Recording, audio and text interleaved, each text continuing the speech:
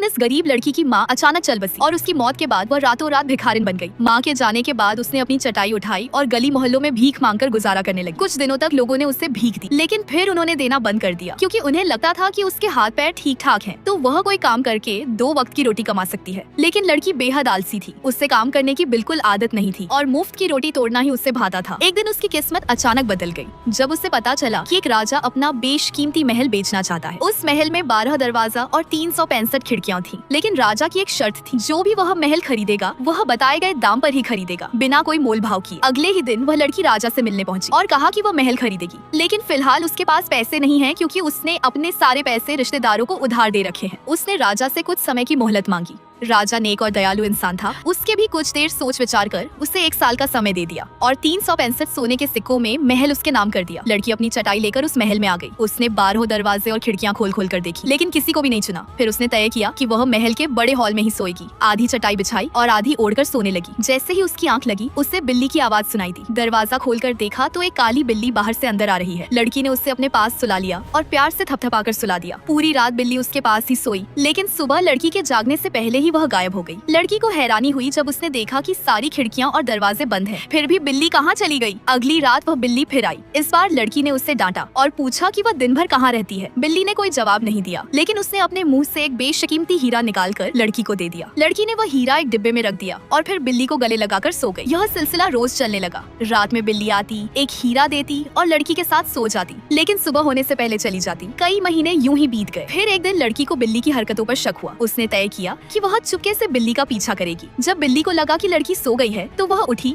और बाहर के दरवाजे से नीचे जाने लगी। लड़की चुपचाप उसके पीछे पीछे चलने लगी। नीचे पहुंचकर लड़की दंग रह गई। वहाँ एक पेड़ था जो हीरो और सोने से लदा हुआ था। तभी उसकी नजर सामने के दृश्य पर पड़ी, जिसे देखकर वह स्तब्ध रह गई। बिल्ली अचानक एक सुंदर युवक में बदल गई थी। लड़की चुपचाप ऊपर लौट आई और सोने का नाटक करने लगी। अगली रात बिल्ली फिर से हीरा लेकर आई, लेकिन इस बार लड़की बहुत गुस्से में थी। उसने बिल्ली को पकड़ लिया और पूछा कि वह असल में कौन है। उसने पिछली रात पेड़ से चुपके से तोड़े गए कुछ हीरे भी दिखाए। बिल्ली जोर से चिल्लाई और उसी पल महल की सारी खिड़कियां और दरवाजों के शीशे चकनाचूर हो गए। बिल्ली का रूप बदल गया और वह एक सुंदर राजकुमार में बदल गया। राजकुमार ने बताया कि वह राजा का बेटा है और उस पर एक श्राप था। जब कोई उसकी असलियत जान लेगा तभी वह श्राप टूटेगा। लड़की ने उसकी सच्चाई जान ली थी, इसलिए वह आजाद हो गया था। उसने लड़की का धन्यवाद किया और सारे हीरे उसे तोहफे में दे दिए। लड़की ने वे हीरे बेचकर सोने के सिक्के खरीदे और राजा से महल को पूरी तरह खरीद लिया। बाद में दोनों ने शादी कर ली।